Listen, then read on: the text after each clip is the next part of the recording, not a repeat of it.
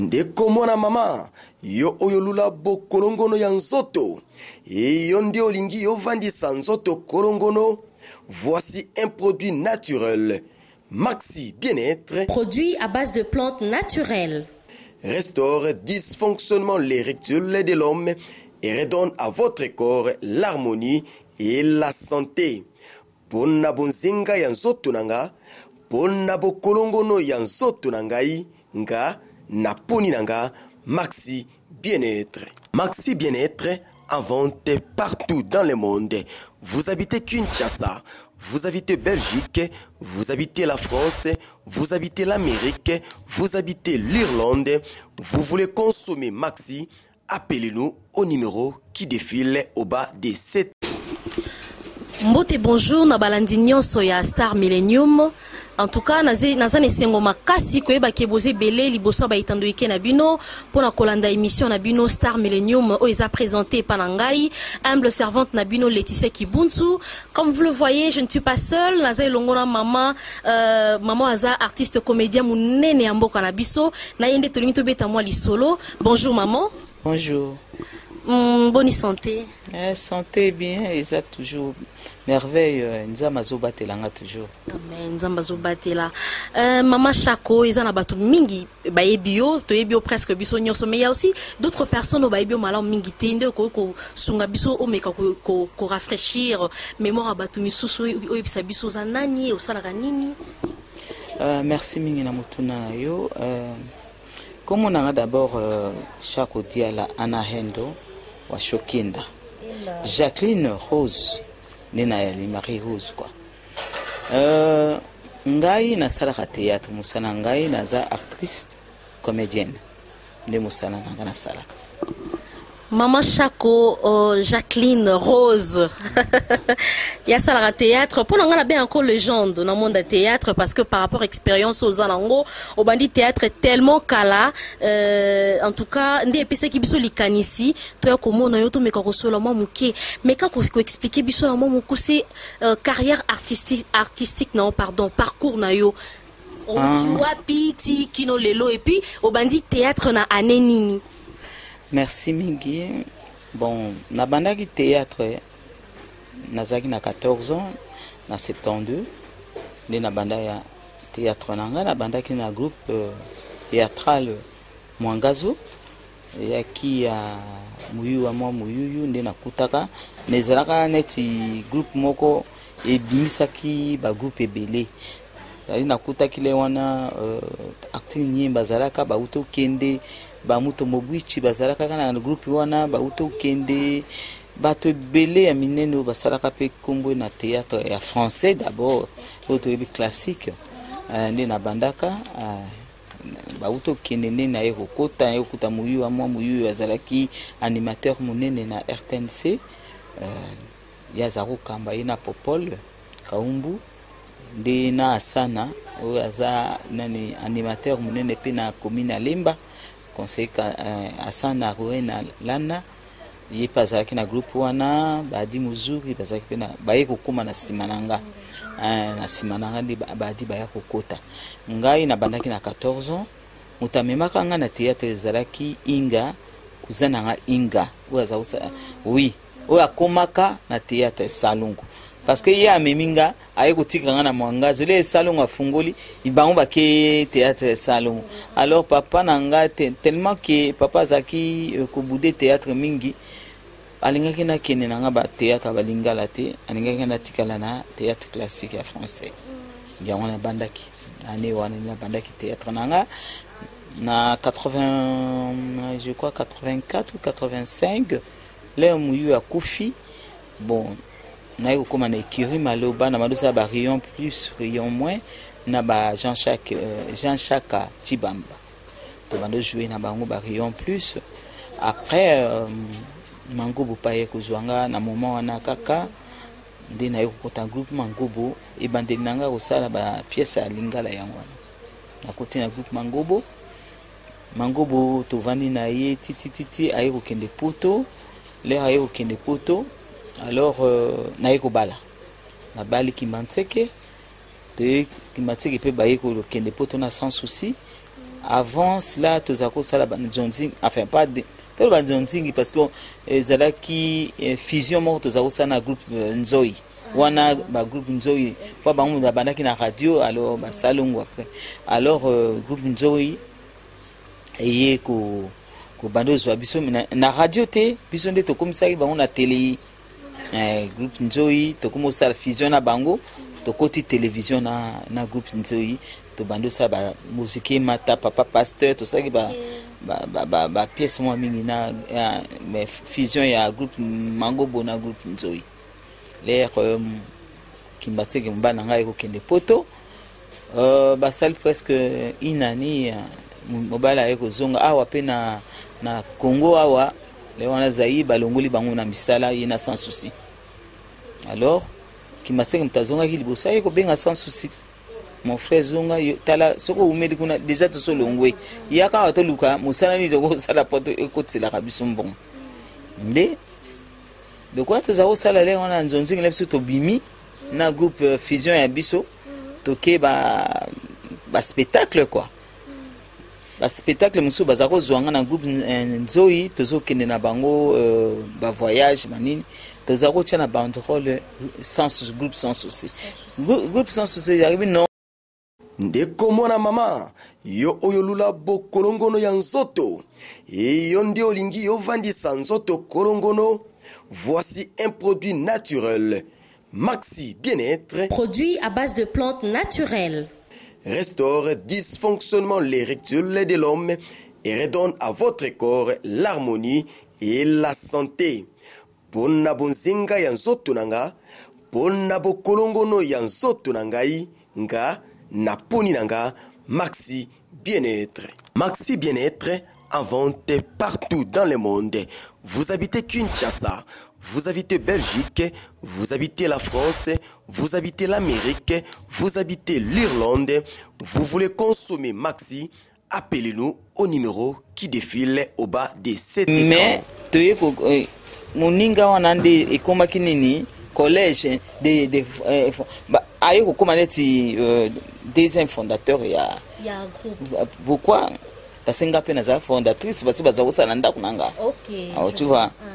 Alors essence ça y to tia komuni to bando bunana nango titi ngabe. To luki ba komunyo so bite. Momoni to bandaki moi ba Nzonzing mingi en dehors de ça na groupe 101 sans souci. Pourquoi pas to tika kombo wana sans souci? Yeko sans souci aboya kinaye. Nga bonga na bano jouer ndenge ngabite. Comment ça fait exact drôle d'abord. Sans souci. En tout cas, histoire va changer à rater. Nation, tu comprendre si comme maman outil, kino a ici quand on commis. Comment on y a oh jouer à un exact drôle. Alors surtout tu as groupe sans souci, tu vois pas que y a bien. Ah, bisogno se voter, tu as groupe sans souci. Barter na biso le wana kutu mango basake po tozaki na le wana nazaki na ujue na mango po tozaki lokuli ngalufar ngai na la petite lelo tozao jouer alors nde toyeko benga balokuli na ngalufa te baye kokota na edingwe moto na ngenge Barter na biso ya groupe sans social boso. Donc edingue moto na ngenga banda n'époque wana. Oui. En tout cas. A banda théâtre n'époque wana. OK. Toyeko banda groupe sans souci na bedingwe ba mama tumba ba moi Barter ebele ba misusu na ba mundanga ndanga bayeko kota ba lelo bayeko kota nana ba fololo bayeko kota yena nani fioti allez tozo kenezo évoluer na ba tito ba visa ba Sarah moni ça ko évoluer à l'époque na de to comité lelo nazara toujours fondatrice à groupe sans souci. Fondatrice à groupe sans souci. Bato belé ba comprendre raté bato bakanta kaka fondateur Isaka Yemoko en tout cas ici Kazali que son âme repose en paix. Bato bakanta kaka Yemonzo ane maman pe lisusu fondatrice à groupe wana. Mais non maman tongi toyeba après liwa papa sans souci. Qu'est-ce que tu es devenu? Qu'est-ce que tu étais devenu? Isaki ndenge nini? Isaki en fait tu dois savoir toyeba po. Tu vois Isaki c'est choquant hein. Ouais. Bon on a une limbole à bino sous ezaki problème l'air qui m'a fait quitter groupe sans souci. Ouais, nga natikali na groupe sans souci. Oui. Natikala ki kaka na groupe sans souci. Bon namonaki bon natikala nga na groupe sans souci ata toza mosi na mobali yake na yo kende na yo nga natikali na ulando te parce ezalaki cause na nga de kimbaseka kendaki. Ya abeti nga na kata répétition ezalaki tozali na règlement ordre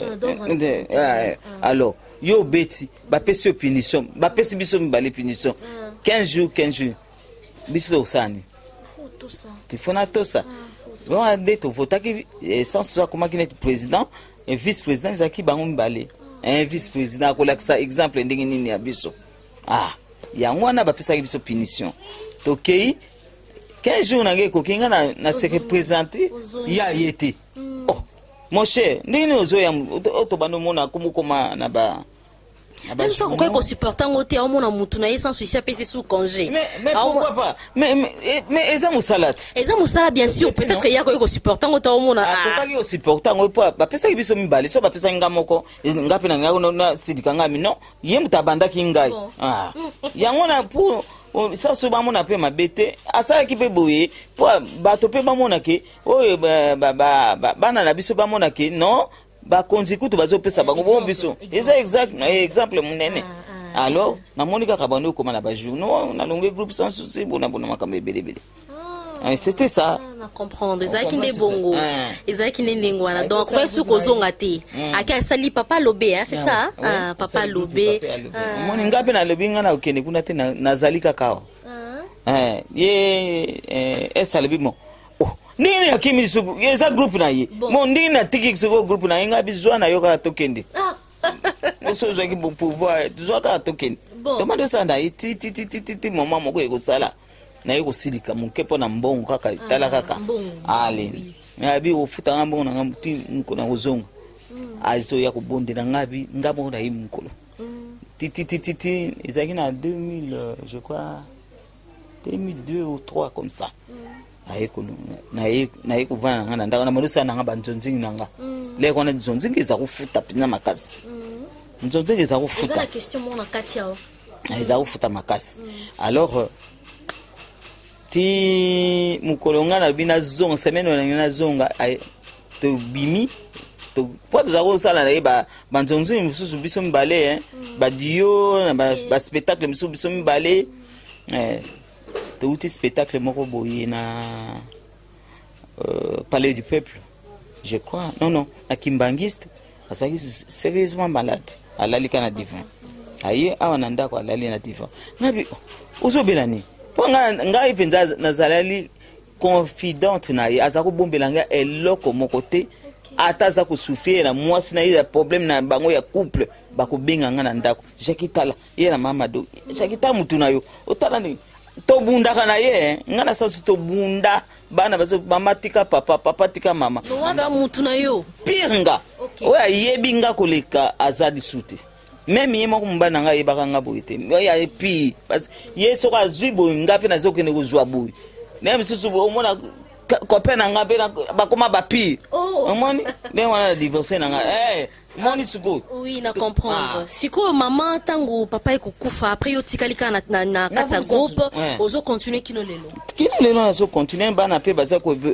évoluer très bien en tout cas maman no boka ba fleur liko na yo parce que nazo landa groupe sans souci en tout cas évolution kitoko émergence vraiment salama ba ida malamu en tout cas sentir que ça va netika papa zali or aza susté mais en tout cas ba fleur liko na yo et puis na présent poudre de chasse OK merci en tout cas merci maman en fait nangina tuna sumo lisolo moko est-ce que kokutangela biso en fait après bino eza bato bazolanda bio na sima na bino to mona bato bazobota masiko bota mabasta mibali ba artiste comédien kokutangela biso kombo ya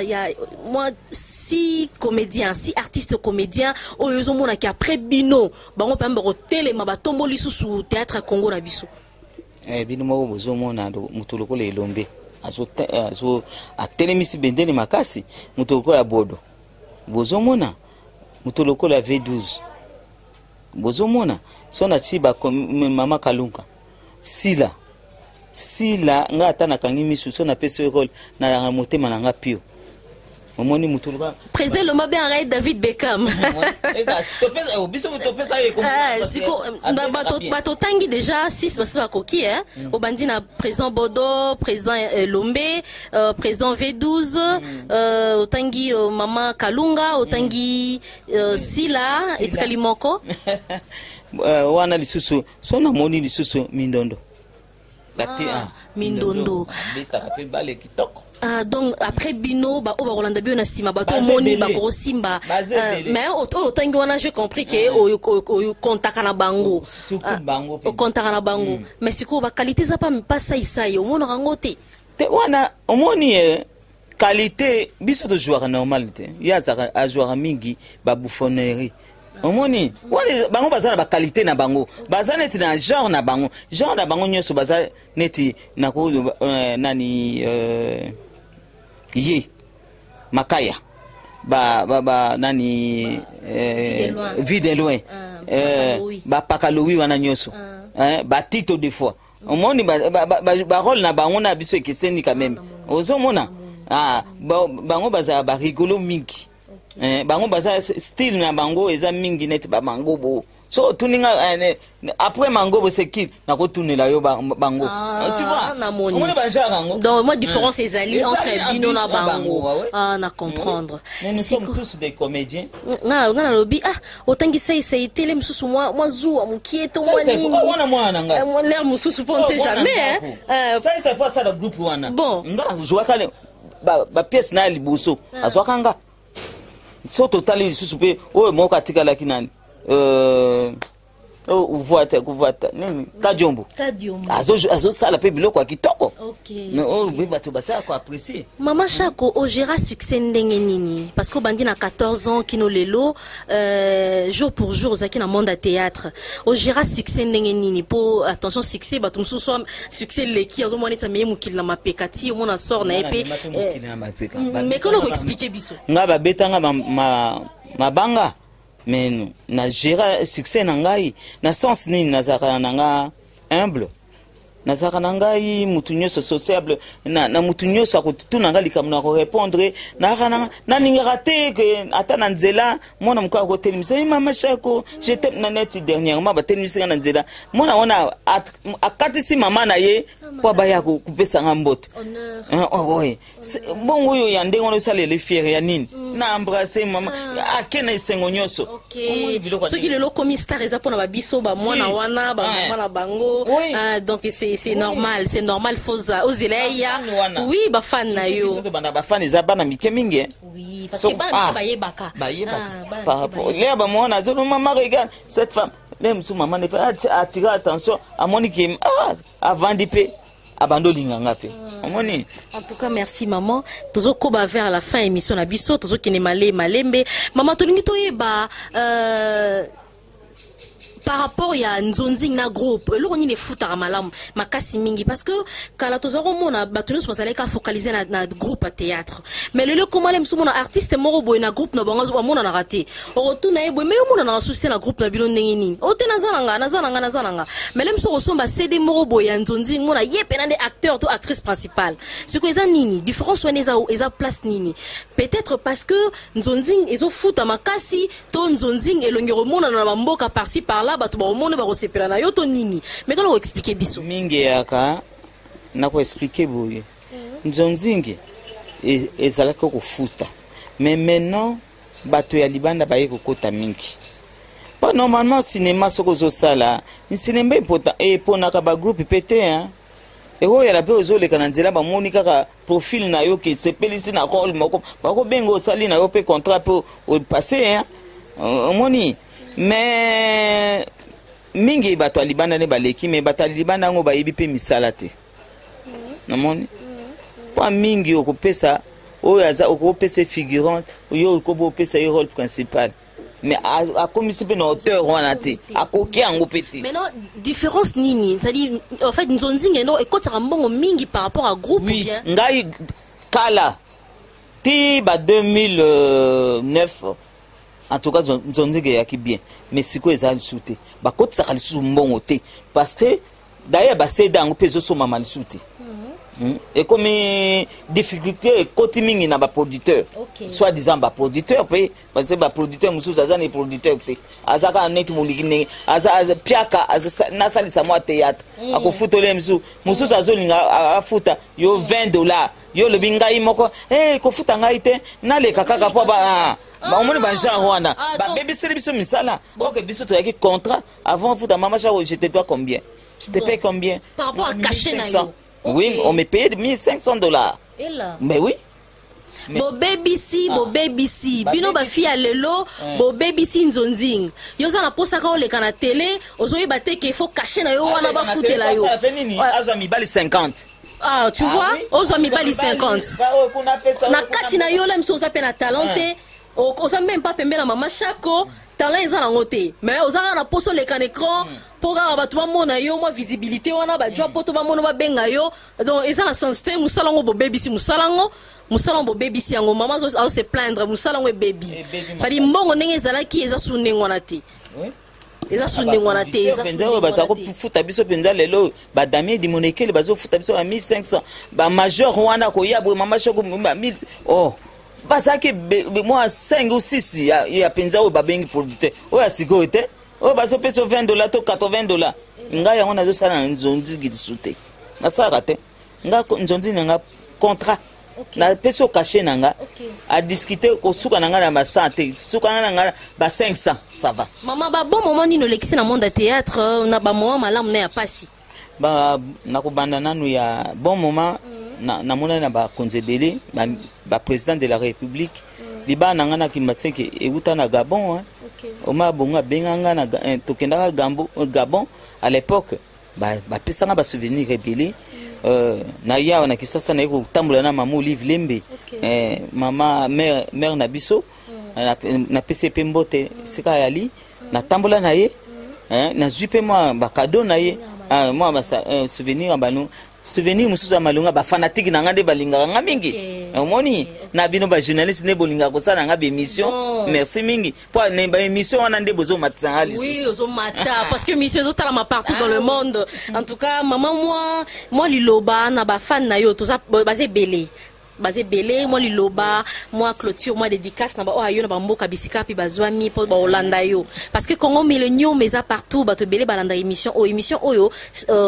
Star Millennium donc yo za Star Millennium na minute oyo donc moi quelques dédicaces na ba o ayo na pesimbo te pe bo abona ne nga nyonso na batu nyonso o balingaka nga mingi na bandi nanu na ba famille nango baza na poto famille Chako nyonso baza na poto famille Okito o baza na poto famille Itoto ya bana Itoto papa liklanga na bana nyonso Ngala famille Ngala Apollinaire Ngala na mami isika bayali Brida na mobali na ye na Trésor bana na bango princesse na PCP c'est Mabimbote na pesi bazebele na zobosa na bakomo na bino nani